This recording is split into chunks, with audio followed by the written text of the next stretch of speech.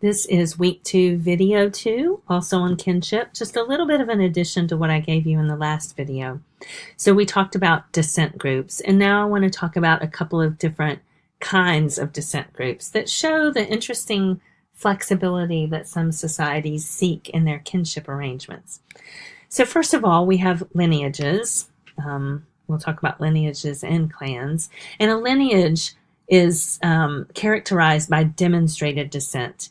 In a lineage, everyone in the descent group can trace ancestors all the way back to a common apical ancestor. Okay, and so let me give you an example that may be familiar to some of you, and that's the example of Jesus and other figures in the Bible. Who, it shows their genealogy. So you can look that Jesus is a descendant of Abraham, and we can see all of the fathers and grandfathers all the way back to Abraham in this demonstrated descent.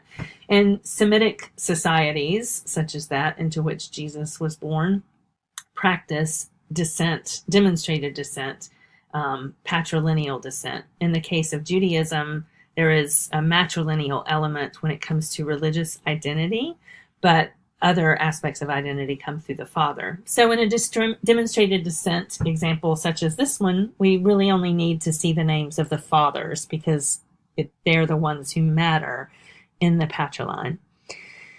Okay, so that's demonstrated descent. And again, it's typical of Semitic societies in the Middle East and in lots of other places. And sometimes the descent is actually written into the name. So in Arab societies, B-I-N or B-E-N means son of. So you might see someone's name. For example, for a rather controversial example, Osama bin Laden means Osama, son of Laden. And sometimes the bins will continue several generations.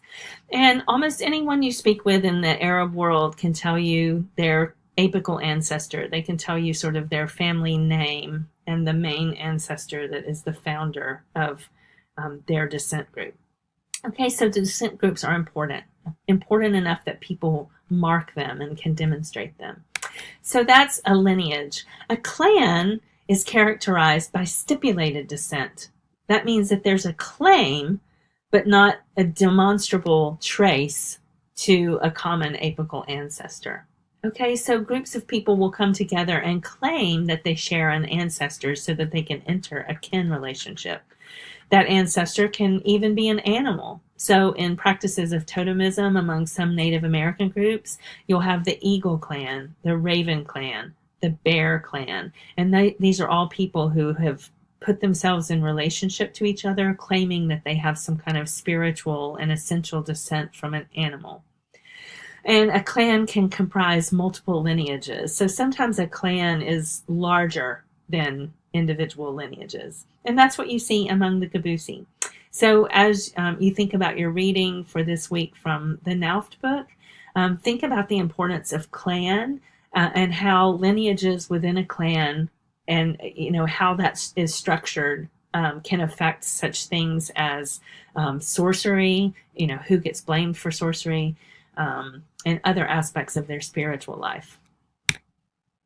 So just to sum up, kinship is an important area of study because it tells us a lot. First of all, it tells us how relationships are structured within that society, according to this kind of ideal type. Kinship structures will determine whom one can marry, and usually there are accompanying rules of incest. So you can marry these people, but you can't marry these people because they're too closely related to you. But also, kinship determines whom one should marry. So think about this. In patrilineal societies, there is often a preference for people to marry their first cousins within their patriline. Okay, so let's say I'm in a patrilineal system, and so my brother has a son, and I have a daughter. I would love for my daughter to marry my brother's son.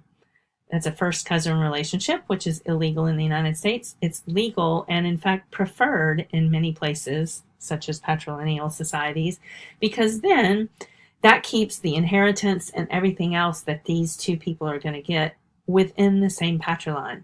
Okay, it keeps all of the kids and grandkids in the same patriline. So I don't have to worry about my daughter marrying some other patriline and going and producing kids over there and taking the inheritance out of our family and putting it into that family, maybe moving far away from us where I can not see her very often again. I'd love it if she married my nephew and then she can be right there next to me, and we can keep the family intact. So because it's a patrilineal kinship structure, it will create this preference for a cousin marriage. See how that works?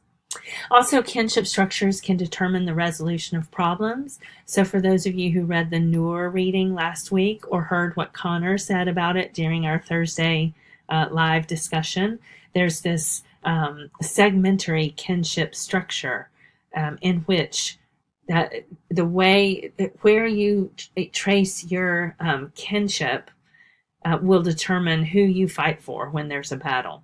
And there's a really intricate system for deciding whose loyalties lie where.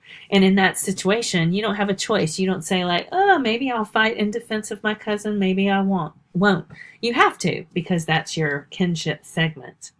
And then finally, kinship provides the basis for political organization in many societies. And we'll talk about that in a future week. Okay, so kinship is important. Make sure you understand the terms. Look at the Gabusi and look how people are related in that article. And let me know if you have any questions.